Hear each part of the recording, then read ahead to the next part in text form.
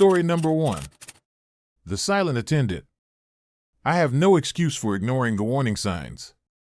I've been driving that route for over a decade, and every time I passed through that sprawling desert highway, State Route 54, they called it, I heard the rumors.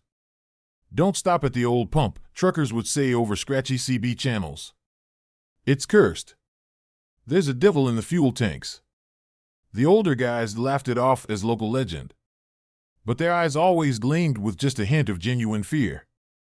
I used to think it was just a tall tale, the kind truckers spin to keep each other awake. Then, on a cold autumn night last year, I discovered the truth. I'd been hauling a standard load of auto parts from Dallas to a remote distribution center near El Paso. The journey should have been straightforward, but a late start and mechanical hiccups put me hours behind schedule. By the time I reached the endless stretch of Route 54, dust was bleeding into night. The desert wind hissed across the asphalt, miles upon miles of lonely road with only tumbleweeds and scattered cacti for company. My fuel gauge edged toward red. I knew I should have topped off earlier, but the last station I'd seen was closed. There has to be something else up ahead, I told myself. Sure enough, around 11 p.m., I saw a lone neon sign flickering through the darkness, gas, in spidery red letters. Grateful, I downshifted, guiding my old Freightliner off the main highway onto a gravel approach. Clouds obscured the moon, leaving just my headlights to illuminate a battered old station building. I'd never stopped here before. The building was a single-story box of cinder blocks, paint peeling, windows dusty. A single overhead light glowed near the pumps, casting the gravel lot in pale yellow. It was the kind of place you'd expect in a 1950s snapshot, not in the modern era. The sign overhead read Burke's Gas in chipped letters, half unlit. A single figure stood behind the pumps, hooded in the gloom.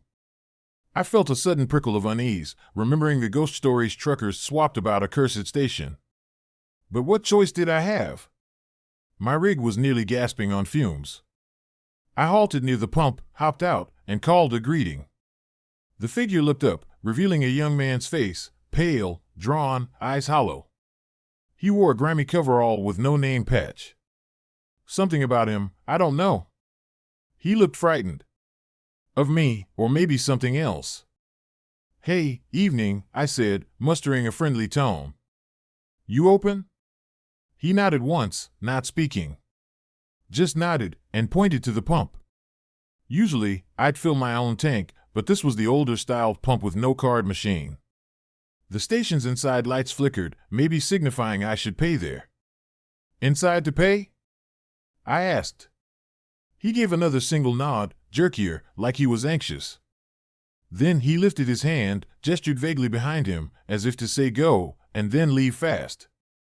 That was the sense I got, anyway. It was odd. I felt a twinge of apprehension.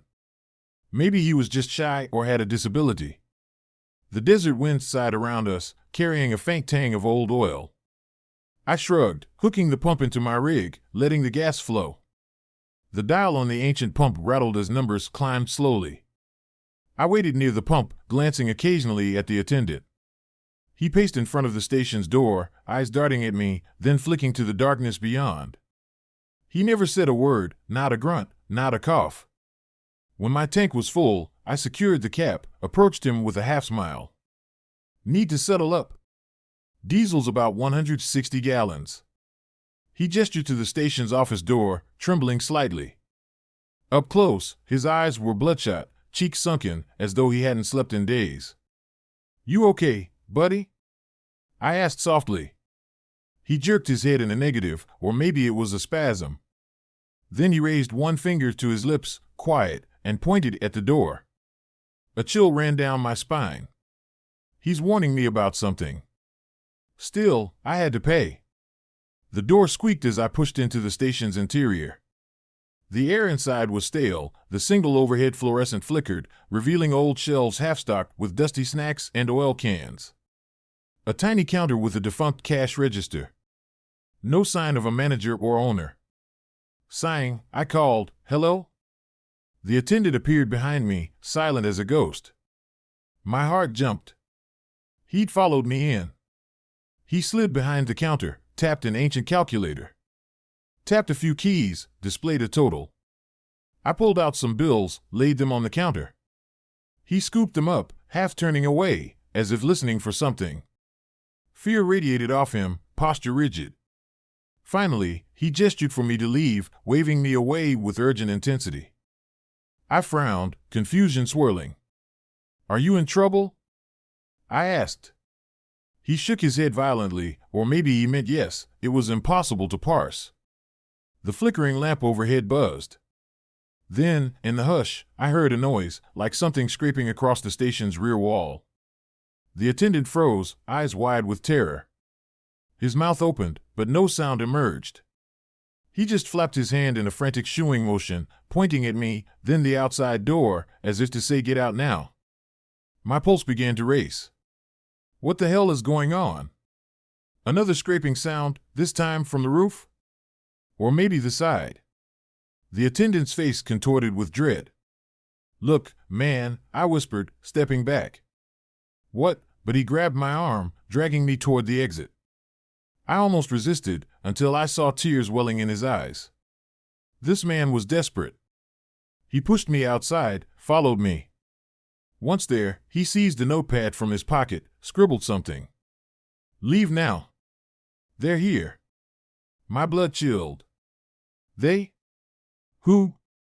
The old Bigfoot legend flitted across my mind, those cautionary tales about a cursed station. My chest tightened. What about you?" I managed. The attendant pressed a trembling finger to his lips again, tears rolling down his cheeks. He scribbled one last note, "I'm stuck. Go." Then he shoved me toward my rig. I stared, stunned. He was stuck? Bound to this place? Or threatened? I parted my lips to protest, but he just turned his back, shoulders hunched in defeat. My gut churned with conflicting urges, help him, or heed his warning. Another distant scrape or growl from the station's backside made the decision for me. If there was a monster, I wasn't equipped to fight it. I hurried to my freightliner, climbed in, started the engine. My hands shook on the wheel. The attendant lingered near the station door, not meeting my eye. I flicked on the headlights, scanning the dusty lot. The overhead lamp still glowed a feeble yellow. The darkness beyond seemed thicker, hungrier. Something might be out there, waiting. Slamming Dolly, my rig, into gear, I rolled across the gravel, forcing my pulse to steady. I passed the station's corner, glimpsing something in my right mirror, a tall silhouette hugging the shadows, easily 7 feet high. My heart lurched. Then it lunged behind the building. My foot mashed the accelerator, kicking dust and pebbles. "Keep going," I told myself. The legend about a cursed station flashed through my mind. The attendant's haunted expression. They, some supernatural entity, were real. My high beams cut a narrow swath down the empty highway. The reflection of the station sign shrank in my mirror, replaced by blackness. Exhaling shakily, I forced the rig faster. But 3 miles on, an uneasy prickling formed at the base of my neck. I felt watched again. Checking the mirror, I saw only the night. No headlights behind me. But the sense of a presence was overwhelming. Suddenly, the engine rattled, Dolly coughing as though starved of fuel. "No, no, no," I muttered, glancing at the gauge. Full, obviously. The dial twitched. Another cough, and the truck jerked, losing speed. "Not now," I hissed. The rig sputtered to a stop, engine dying. My breath caught in my throat. I tried turning the key. The starter whined, but no ignition. The dash lights flickered. "You've got to be kidding me," I groaned, pounding the wheel. Could the gas have been bad? Or sabotage? My mind reeled with paranoid thoughts. Then, from the darkness beyond the headlights, a shape moved. Slowly, it materialized at the edge of the beam, a hulking figure. My heart hammered. It stood bipedal, formatted with dust, arms too long, shoulders massive. Its eyes glinted with a bestial intelligence. Bigfoot? The old rumors said it haunted deserted highways, sometimes near remote stations. My rational mind screamed that it was impossible, but my gut recognized the truth. Another shape shuffled behind it, similarly tall. I realized there might be multiple. That's when a voice, thin, reedy, echoed across the night. "Help me," it whispered, in a tone disturbingly like a child. Then, more forcibly, "Help me, I'm hurt." My blood froze. The mouth of the monstrous silhouette hadn't moved. The voice was coming from it, though, like a ventriloquist act or a parrot. They're mimicking human speech. A memory of the attendant's silent terror assaulted me. He was cursed, or forced, or something, by these creatures that mimic voices to lure travelers. My arms broke into goosebumps. The shape took a step forward, monstrous footfall cracking gravel. The other shape parted around the rig side. They were flanking me. Desperate, I tried the ignition again. The engine coughed, stuttering. "Come on," I begged. One of the creatures lifted an arm, brandishing a thick limb, almost like a club. The other repeated in an eerie, stilted voice, "Open the door, open." The words sounded like an echo of a human command, stolen from some poor soul. I refused, locking the doors. My heart thundered. The alpha creature slammed the club against Dolly's side, denting the metal. I yelped, glancing at the driver's side window, expecting it to shatter. Another blow hammered the passenger door. The truck rocked on its suspension. My mind spun. Then, with a gasp of relief, the engine roared to life. Yes. I slammed it into gear, tires spinning, the creatures howling in rage. I plowed ahead, forcing them to leap aside. The rig barreled down the highway, headlights bobbing. In the rear view, I saw them chasing for a moment, unbelievably fast, but the rig gained speed. They receded into the night. My heart pounded dangerously, adrenaline spiking. I felt like I'd escaped hell itself. 20 minutes later, I found a junction with a real highway, faint lights of a small town on the horizon. As soon as I had cell reception, I pulled over, fumbling to call the nearest sheriff's department. My mind was a mess, half convinced it was all a nightmare. The sheriff's line was busy, or maybe my signal was too weak. I ended up leaving an urgent message. Eventually, I reached the outskirts of that town, found a 24-hour diner. Shaking, I parked Dolly, stumbling inside. Under the harsh fluorescent glare, everything felt too normal, too bright. A teenage waitress blinked at me as I ordered coffee, voice quaking. I debated telling her the whole story, some monstrous clan using a remote gas station as a trap. But in the end, I said nothing about creatures, only that I'd had engine trouble and needed help. She gave me a half smile, suggested a local mechanic for the morning. Later, in a cheap motel room, I couldn't sleep. I kept replaying the image of that silent attendant, the terror in his eyes, how he tried to warn me. Something or someone forced him to remain. My mind spun with half-formed theories. That cursed station was a feeding ground for these monstrous cryptids. They let the station exist, forcing the attendant to serve as a silent sentinel, ensuring unsuspecting travelers fill up with adulterated fuel or sabotage. Then, stuck, they'd be easy prey. In the following days, the sheriff's department never returned my call. No official record of my claim. I eventually wrote a letter to the state police describing the station's location, my experience, urging them to investigate. No response. Some nights, I dream of that gas station sign flickering in the desert wind and the monstrous silhouettes circling, calling out in stolen voices to lure me into the darkness. I try not to drive that route anymore. If asked, I say there's bad mojo on that stretch of highway. Some truckers might nod knowingly, having heard the same old legends. Maybe they, too, caught a glimpse of that cursed station or received the silent attendant's desperate warning. The new guys laugh it off, rolling their eyes, calling it a bedtime story. But I know better. I still see the attendant's anguished face in my mind, mouthing go, go. If you find yourself running low on gas in the middle of nowhere and a single neon sign glows along an empty highway, think twice. Maybe roll on, push further. Because if you stop, you might discover the station's pumps hold more than just fuel.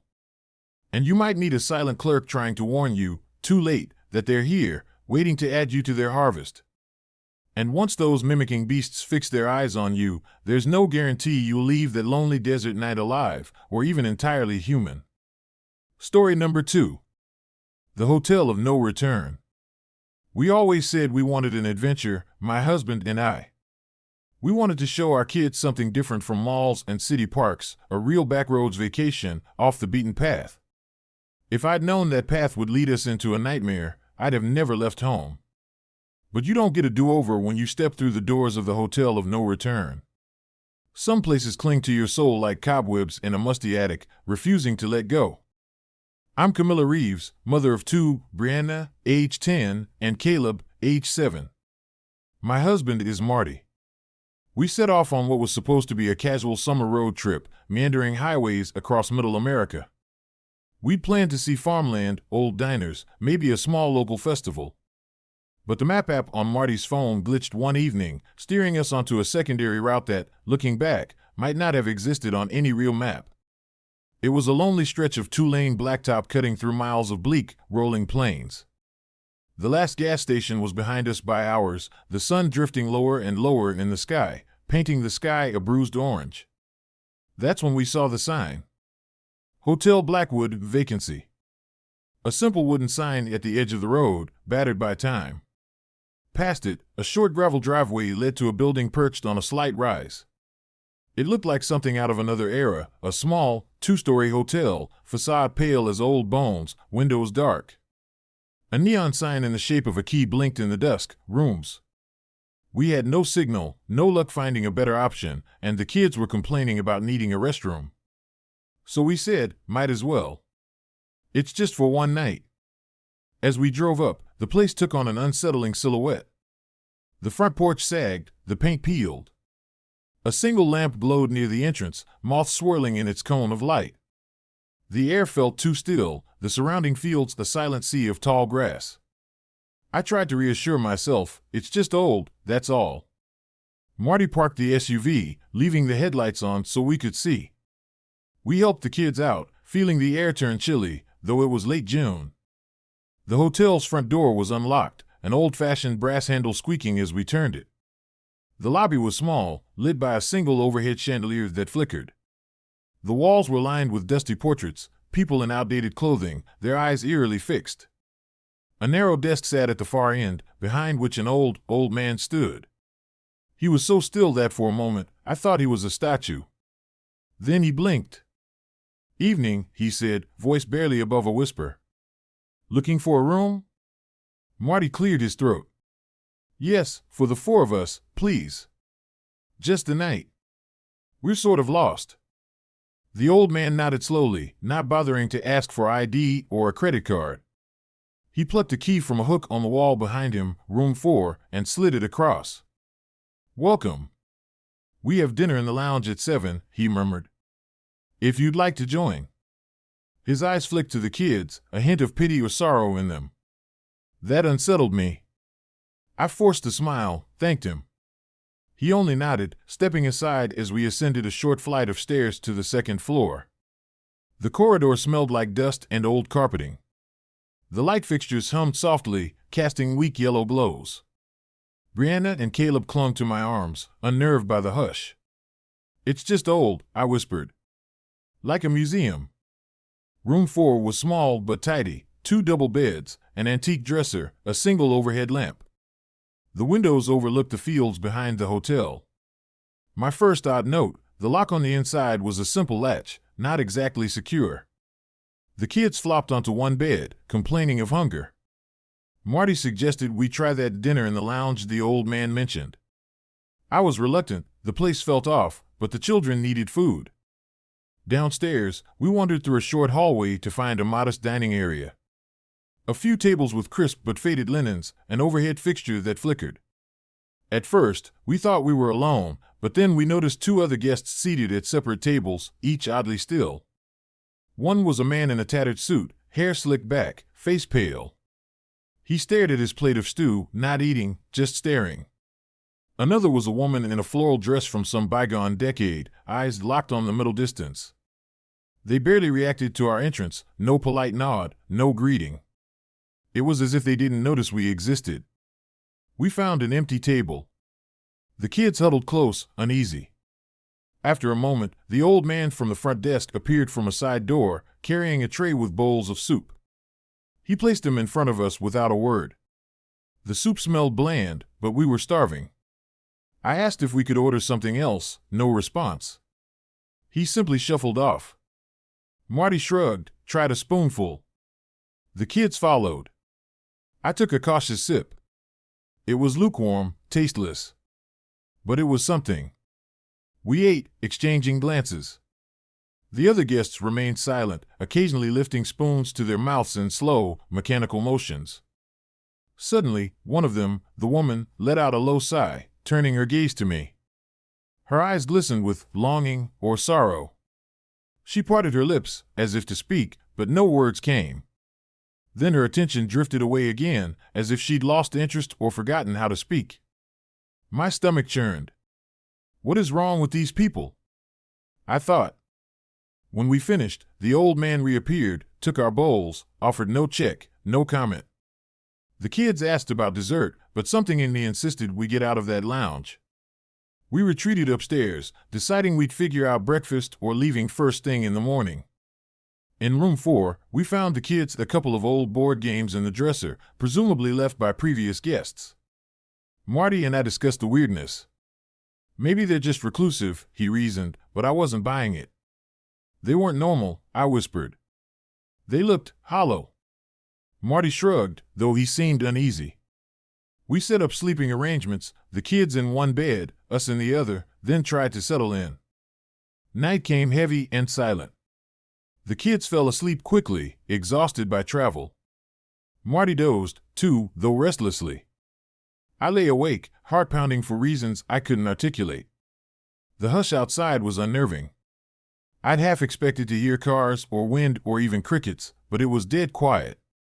Sometime after midnight, footsteps scuffed the hallway, slow, methodical. A soft knock sounded on a door nearby, maybe the next room over. Then a voice, low, muffled, as if someone was trying to speak softly. Another knock, another voice. I couldn't make out words, just the eerie hush of conversation. After a few minutes, it stopped. I exhaled, trying to calm my nerves. Then came a faint tap at our door. My breath caught. Another tap. I slid out of bed, approached quietly. Marty stirred, whispered, "What's that?" I pressed a finger to my lips, tiptoeing to the door. Another tap, gentle, but insistent. "Hello?" I said softly. No answer. I eased the door open a crack, peering out. The corridor was lit by a dim overhead bulb. At first glance, it looked empty. Then, from the corner of my eye, I spotted the woman from dinner, creeping along the wall. Her face glowed wan under the lamp, eyes dark hollows. She raised a trembling hand toward me, as if beckoning. Fear spiked in my chest. "Am?" I stammered. She parted her lips, but no sound came out. Then she turned, drifting away down the hallway, her footsteps silent. I almost followed, but a wave of dread pinned me in place. Something about her expression, she seemed to be pleading for help. Or was it a lure? I recalled stories of ghosts or cursed spirits, or something else entirely. My skin prickled with goosebumps. I closed the door, ensuring the latch was locked. Marty asked what happened. I told him. His brow furrowed. "That's it.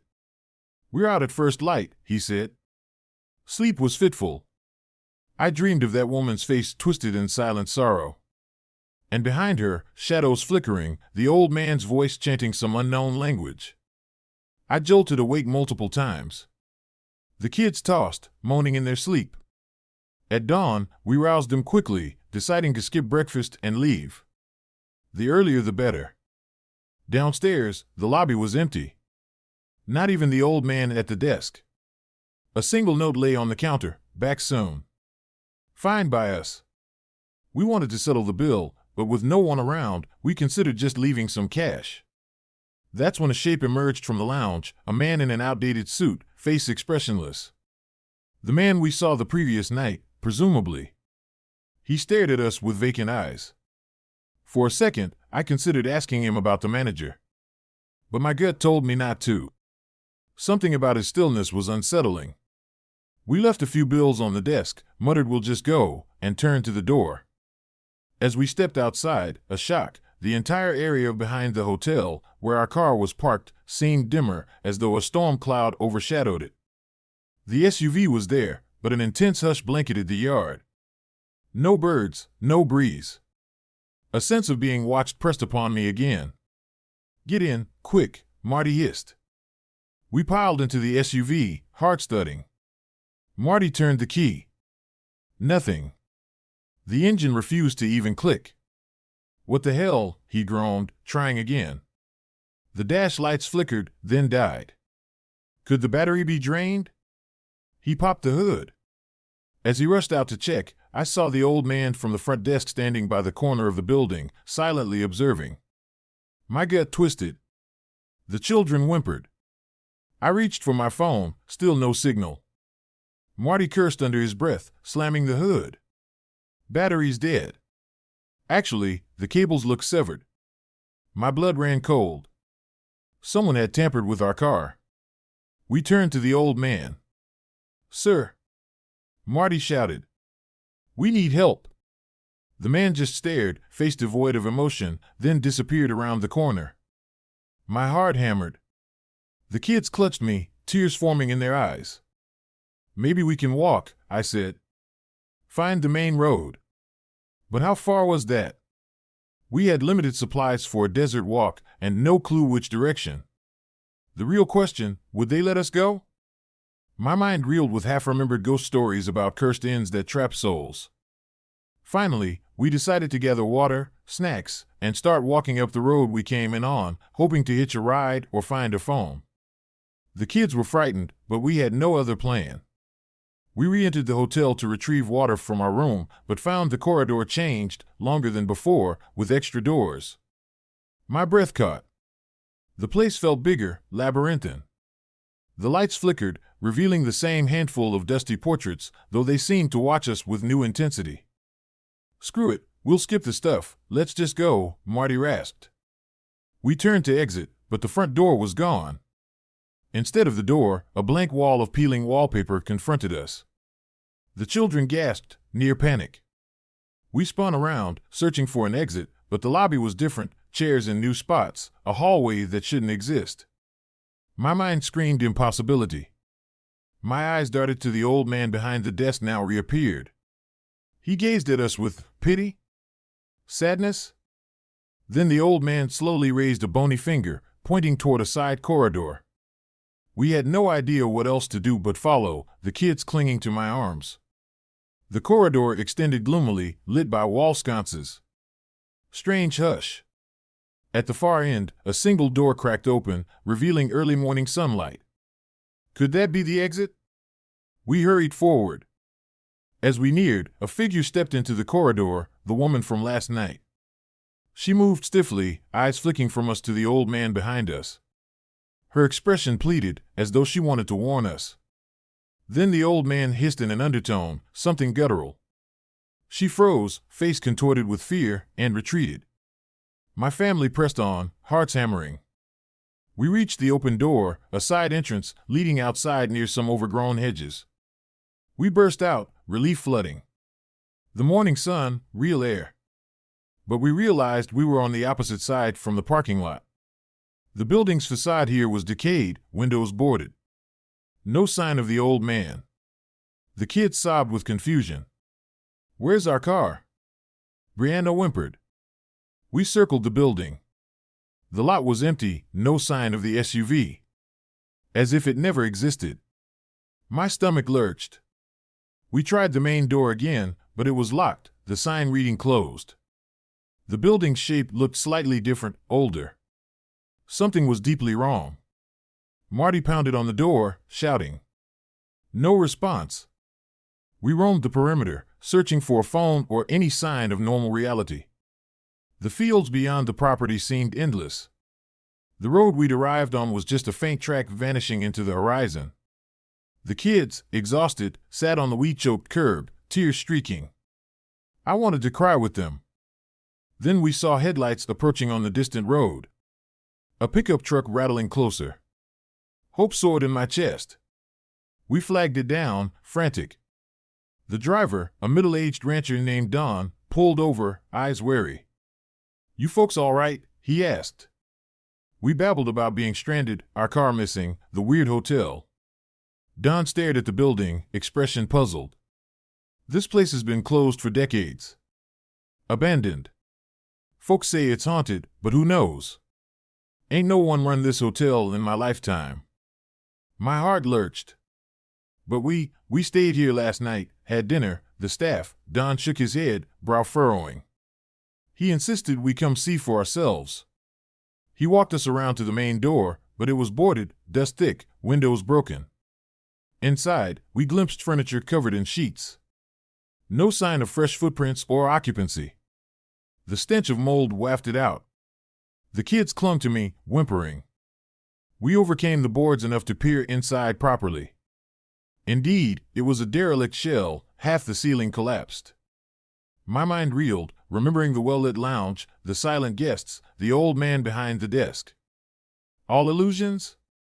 Or something else? Don gave us a sympathetic look, clearly suspecting we were either delirious or scammed. He offered us a ride into the nearest town. We took it, shell-shocked, stumbling into his truck's cab. My gaze drifted back to the building as we drove away, convinced I saw the old man's face at a second-floor window, watching us with hollow eyes. A blink, and he was gone. In town, Don kindly let us crash in his spare room, phoned the local sheriff about our missing SUV. The sheriff humored us, driving out to the site next morning. He reported no sign of a missing car, just the same boarded building. Our license plates never turned up, our registration led nowhere. We ended up renting a car, eventually flying home to the East Coast. The entire ordeal left us rattled, the kids anxious, Marty silent with guilt. Months later, I still wrestle with nightmares. The hush of that lounge, the vacant stares of other guests, the old man's silent menace. The knowledge that we nearly became part of it, presumably trapped as ghostly tenants forced to lure new arrivals. It's a living purgatory, a cursed hotel standing outside normal reality, feeding on travelers who lose their way on that lonely road. The stilled eyes of that woman in the corridor haunt me, like she was once flesh and blood, now a puppet of the hotel's malevolent force. I share this story as a warning. If you find yourself lost on a deserted highway, and a single small hotel appears out of nowhere, shimmering with the promise of rest, be cautious. If the staff speaks little or not at all, if the guests seem less than human, flee. Because once you check in, you might never leave. The place might rearrange itself, your vehicle vanish, your memories fade. You'll become one of those silent faces forever. We got lucky. Or maybe the woman's silent pleas guided us out. Either way, we escaped, but not unscathed. My kids still jump at every strange inn we pass. Marty can't drive after dark without shuddering. As for me, I no longer trust a single roadside sign that claims vacancy in the middle of nowhere. Because out there, in the hush of desert roads and endless plains, some hotels stand outside the bounds of normal time, a realm of lost souls, capturing travelers to fill its haunted halls. If you see an old sign reading Hotel Blackwood, or any name at all, glowing at night, ask yourself, is this place on any map? And if the answer is no, do yourself a favor. Keep driving. Because behind that welcoming door might lie corridors of doom, where once you enter, the locks click shut on your mortal life, leaving you another silent prisoner in the hotel of no return. Story number 3. The road into nothingness. I always knew the stretch of highway was lonely, but I never thought it might be hungry. Of course, that's the sort of thing you only realize once you're too far in to turn back. My name is John Traver, and last December, my wife Mara and I discovered that roads can lead you astray in more ways than one, especially when they have minds of their own. We'd set out that afternoon from my parents' place in rural Georgia, eager to reach our home in Kentucky by the next morning. The plan was simple: drive north, cut across an empty corridor of farmland after we left the main interstate, save a few hours by trusting the GPS's suggestion of a lesser-known route. At first, it was just the two of us, coffee thermoses in the cup holders, the radio low, the remains of holiday cheer riding in the trunk in the form of leftover pie and gifts. Around dusk, we turned onto a lonely, two-lane blacktop road. The sky had gone bruise purple, clouds thickening overhead. Mara fiddled with her phone, squinting at the directions. GPS says keep going another 16 miles, then we turn left onto Route 79, she murmured. Should connect us back to the main highway in an hour. No problem, I thought, just farmland and open fields. The only detail that niggled at me was how deserted everything felt. No passing cars, no houses, no lights. Only endless rolling fields and clusters of skeletal trees. Eventually, the sky bled into full night, the moon hidden behind clouds. The car's headlights carved a narrow tunnel of visibility. The glow from the dash revealed Mara's face growing uneasy, her lips pursed. Hey, I said lightly, not spooked, are you? She forced a little laugh, but the tension in her eyes remained. I tried to lighten the mood with a joke about how farmland is creepier than the city sometimes, but Mara's mind was elsewhere. Somewhere around 7:30 p.m., the GPS beeped, instructing a left turn onto a narrower road. We hardly saw the sign, if it was even there, just a break in the fence, a dirt lane vanishing into blackness. That's it, Mara said doubtfully. Seems unpaved. But the map says it's a real route. I hesitated. Usually, I wouldn't trust an unpaved back road in the dark, but I was tired, wanted to believe the GPS. So I turned, the car's tires crunching over gravel and dried mud. We continued in silence, the road bobbing over shallow hills, lines of scraggly trees cropping up on either side. My phone signal had died an hour earlier, and Mara's phone was on one bar, just enough to keep the GPS instructions alive. The headlights illuminated sign after sign of, well, nothing. Just fields, and the occasional twisted oak. I started feeling the hush, like the land itself was muffling us. When the turn for Route 79 never appeared, I started worrying. The GPS insisted 3 miles ahead, but the mileage never dropped. It stayed pinned at 3.0 miles, then 2.9, then flicking back to 3.1. Your phone might be glitching, I said, tapping the dash. Could you try resetting it? Mara frowned, did so. The GPS reloaded. Continue on for 2.5 miles, it said. But it said that for the last half hour. A weird chill crawled up my spine. She nodded, equally unsettled. By 9 p.m., we realized we hadn't seen a single building, mailbox, or sign of life. The moonlight spilled from between ragged clouds, revealing miles of emptiness on either side. We should turn around, Mara murmured. Just go back the way we came. I agreed. But as we skinned the roadside for a place to U-turn, the ditch seemed steep, the ground muddy from recent rains. After a few more minutes, I found a wide patch and swung the wheel around, heading back. Except, the route we retraced didn't look the same. Instead of farmland, we found ourselves flanked by a dense line of pines. The gravel turned to old cracked asphalt. This can't be right, Mara whispered, voice tense. We came down a dirt lane, not battered asphalt. I had no explanation. The speedometer read 30 miles per hour, but it felt like we weren't covering any distance. The old, battered guardrails appeared here and there, then vanished. A hollow fear pulsed in my chest. Suddenly, the GPS beeped again, the screen displaying new instructions, turn right in 0.2 miles. It was accompanied by a voice message, redirecting route. We both jumped, my phone was definitely off. Mara's phone was on, but we never used voice directions, just a map. The voice was metallic, deeper than normal. Redirecting route. We looked at each other, hearts pounding. That's not my normal voice app, Mara said, tapping her phone. The screen was black, except for the directions. GPS says keep going forward now. It changed its mind? This was insane. We continued, not sure what else to do. The tension in the car was suffocating. Then my headlights caught a shape bounding across the road, a deer? No, too big for a deer. It galloped on 2 legs, loping behind a cluster of trees. My blood went cold. Was that a person? But it was huge, arms swinging. Did you see that? Mara gasped. I could only nod, heart pounding. My mind conjured wild images, a tall, furred form, arms too long, face hidden in darkness. Trying to calm ourselves, we told the kids, who were dozing in the back, to keep sleeping. The road narrowed more, cracked and potholed.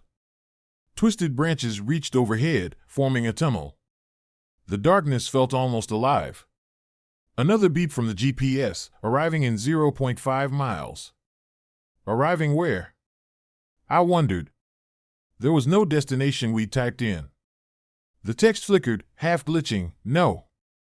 0.3. 0.7, the distances jumped randomly. That's when we spotted lights ahead, like an old building's exterior lights. A sign with battered neon glowed faintly, motel or maybe hotel. Hard to read in the swirl of dust. The building loomed at the roadside, a small two-story structure with a few parked cars. Relief, momentarily. Another place to ask for directions, phone lines maybe. Because we certainly needed help. I pulled in, parked near the front office, noticing the sign overhead read, Rest Haven Motel. Some letters missing, flickering. The entire lot was silent, only a single overhead lamp illuminating the battered cars. The kids woke, whining about needing a bathroom. Perfect timing. We hurried inside. The front desk was empty, a bell on the counter. Mara tapped it. A door behind the desk led to a back office, slightly ajar. But no one emerged. While we waited, a man stepped into the lobby from a hallway. He wore an old suit, dusty, eyes vacant. "You staying?" he asked in a monotone. We explained we were lost, needed directions or a phone. He just stared, then pointed down the hallway. "Pay phone, end," he said haltingly. The weirdness factor spiked. But we were desperate. Mara took the kids to the restroom while I ventured down the hallway. It stank of mildew. The payphone hung on a wall, ancient, scratched. I lifted the receiver. No dial tone. I jiggled the hook, nothing but faint static. Great. As I turned back, the man in the suit was behind me, silent. "No service," I muttered. He said nothing, just blinked slowly. My skin crawled. We gathered the family, deciding to leave this place, motel or not. But outside, the SUV was gone. I mean, the space where we'd parked was empty. My heart hammered. Mara went pale, the kids started crying. "Where's the car, Dad?" Brianna sobbed. I had no answer. We circled the parking lot. No sign of tire tracks. Just empty gravel. Panic set in. "We need a phone," I insisted, re-entering the lobby. The man in the suit was gone. Another figure, a woman, face gaunt, glanced from behind the desk, then vanished into the back. This place felt unreal. The kids clung to me. The overhead lights flickered. I demanded, "Hello? Where's our car? Did you see who took it?" Silence. In desperation, we pushed through the corridor leading to the motel rooms. The hallway was dim, overhead bulbs flickering. Doors numbered 1 through 12 lined each side. Some doors were cracked open, revealing half-lit rooms. I glimpsed old furniture, dusty bedspreads, a sense of long disuse. No staff, no sign of living guests. A heavy hush blanketed everything. Then from somewhere deeper in the corridor came a low, guttural noise. Like a growl or moan. The kids whined, terrified. Mara gripped my hand, eyes wide. Another noise, from behind a door labeled 7, scratching, as if nails on wood. I fought the impulse to run. But we had no direction to run to. We tried a side door we found near the corridor's end, hoping it led outside again. It was locked, unyielding. A sign read, "Emergency exit." Jiggling the handle did nothing. Suddenly, footsteps approached from behind. A tall figure in a coat, face obscured by shadow, advanced in halting steps. "This way," it croaked in a strange voice. "Follow me." Something about the intonation was off, like words learned phonetically. My family shrank back. The figure repeated, "This way," beckoning with a spindly arm, then turned, heading deeper into the corridor. Another moan from room 7. We had to choose, follow that bizarre figure or risk staying near the moans. We followed the figure. It led us to a narrow door with assigned stairs. The figure opened it, revealing a downward flight. A rush of cold, musty air wafted up. The figure paused, turning to us, lips curling in what might have been a grin or a grimace. Then it stepped aside, gesturing we go first. I hesitated. This was insane. But the door to the corridor behind us slammed, as if forced by an unseen hand. The kids cried, so we had little choice. Down we went, flashlights on our phones providing meager light. The stairs descended deep, far deeper than a typical motel basement. The walls were damp stone, not cinder block. The figure behind us, overshadowing us, kept whispering, "This way," in that stilted voice. Soon, we emerged into a subterranean corridor lit by a few flickering candles stuck in iron sconces. The entire vibe was medieval, utterly out of place. My heart hammered. The kids clutched us, trembling. At the corridor's end was an archway. Within lay a large chamber, the floor layered with old carpets, the walls lined with pictures of hundreds, no, thousands, of faces. As we edged in, I realized they were photos, Polaroids, older black and whites, modern prints, each depicting travelers or families, stuck on the wall like a gruesome collage. My chest constricted. "These are people?" Mara whispered. The figure behind us said nothing, stepping to the center of the chamber. A second figure waited there, the old man from the front desk, face expressionless, eyes dark hollows. The suit man and the woman from earlier stood in corners like statues. The old man spoke in a low, echoing tone, not quite English, but we understood, "Welcome." "You stay." We want to leave," I stammered. The old man shook his head. "Stay. Join us." The kids whined, tears streaming. Another monstrous moan echoed from behind a heavy door at the far end of the chamber. Suddenly, something hammered that door from the inside, loud, powerful blows. The old man flinched, or was it a grin? My mind spun with horror. Mara tried to run, but the woman stepped forward, blocking the archway.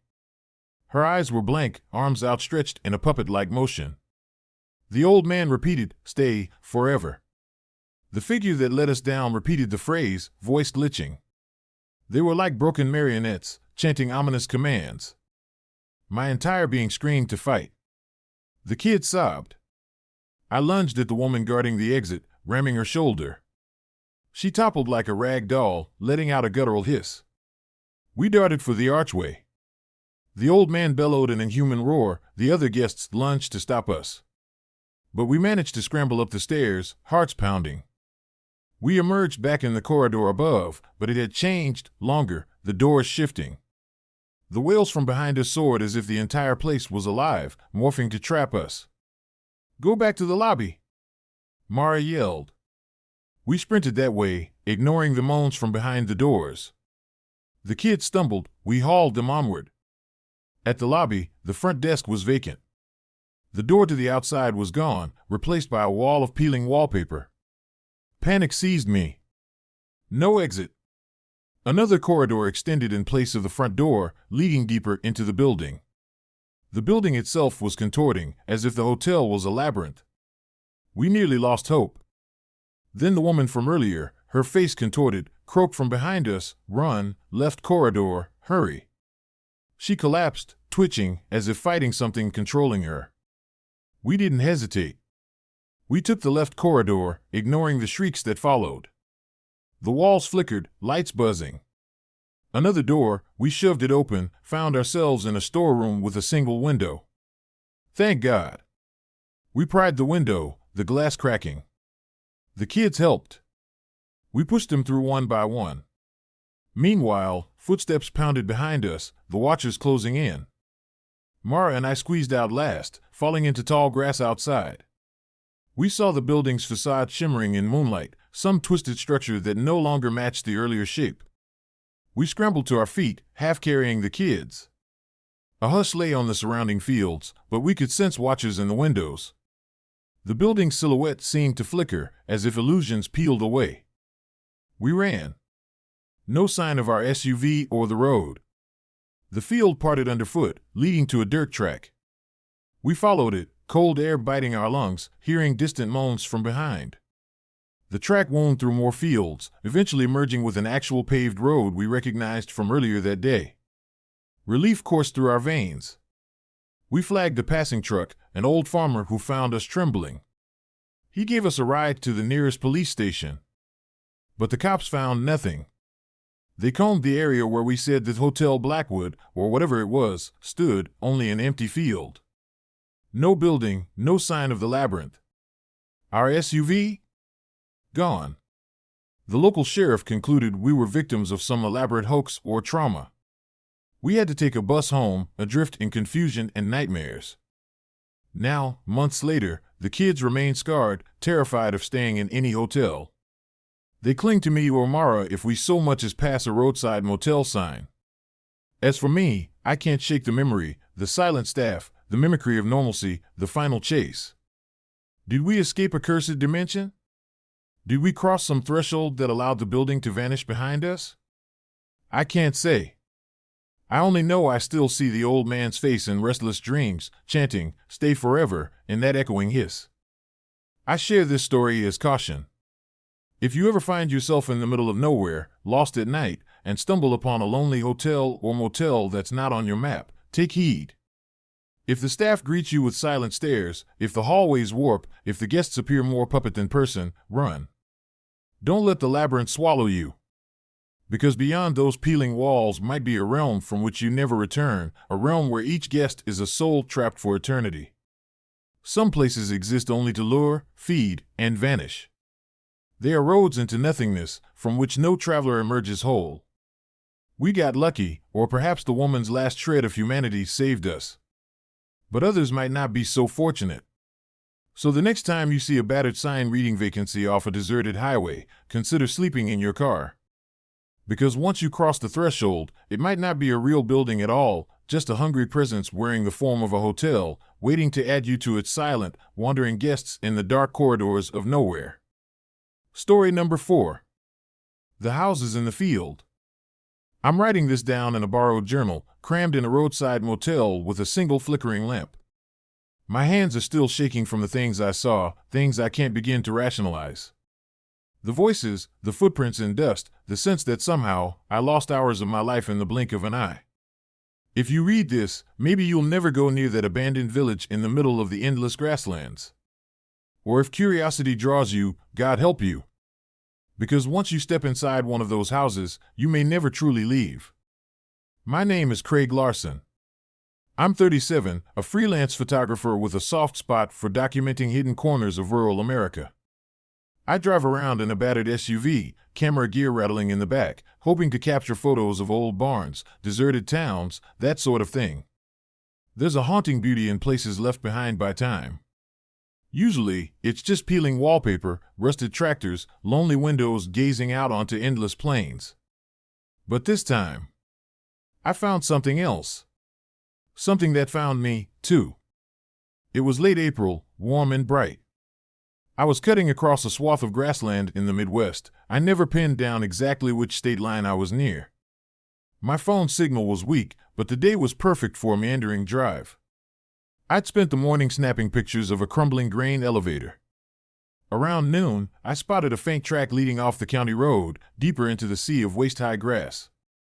A battered sign, half buried, read something like Owen Settlement or Down Settlement. The lettering was chipped. Intrigued, I decided to investigate. The track guided me maybe a mile into the grass, the stalks brushing my car's sides. Then, without warning, the land dipped into a wide clearing, and there it was, a cluster of old houses, 8 or 10, arranged in no particular order. A single dirt street wound among them, rutted with ancient wagon tracks. I felt a thrill. This wasn't on any map I'd studied. The houses looked old, perhaps early 20th century, some leaning precariously. Perfect photography fodder. I parked near the edge, hopped out, and grabbed my camera bag. The midday sun hammered down, the grass swaying in a gentle breeze. The hush was uncanny, no birds, no insects. Just a strange stillness. Usually, in abandoned places, you sense the echo of time, the slow fade of human presence. But here, it felt like time had paused.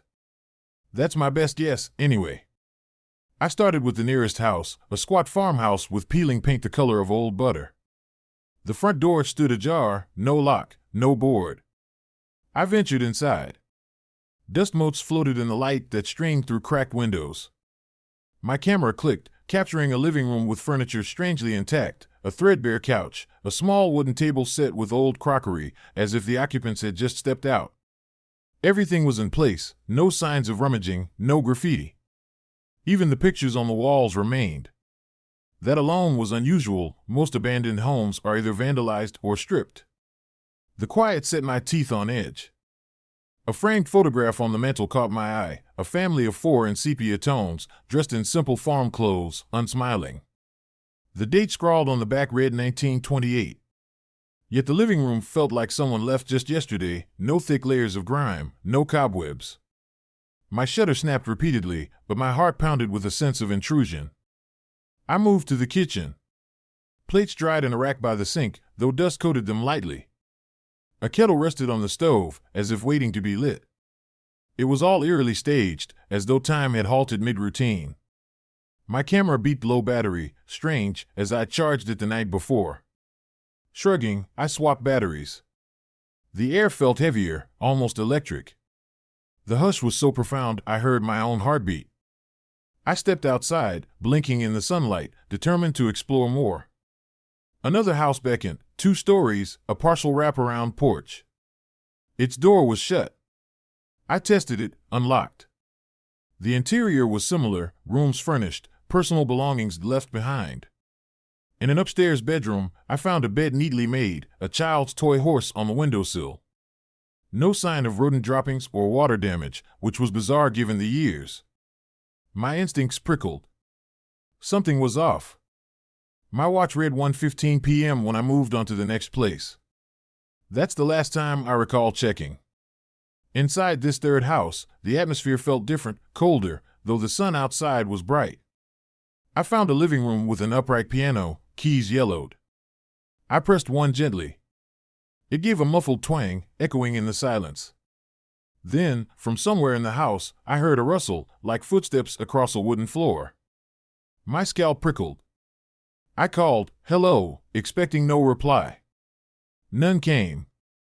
But the rustle repeated, followed by a faint whisper I couldn't decipher. Camera in hand, I crept along the corridor leading to the back of the house. The hallway was dark, windows blocked by heavy drapes. At the end lay a closed door. My heart pounded. The hush thickened, as if the house held its breath. I turned the knob, camera poised. The door opened onto a bedroom, or maybe it used to be. Now it was empty, just bare floorboards. My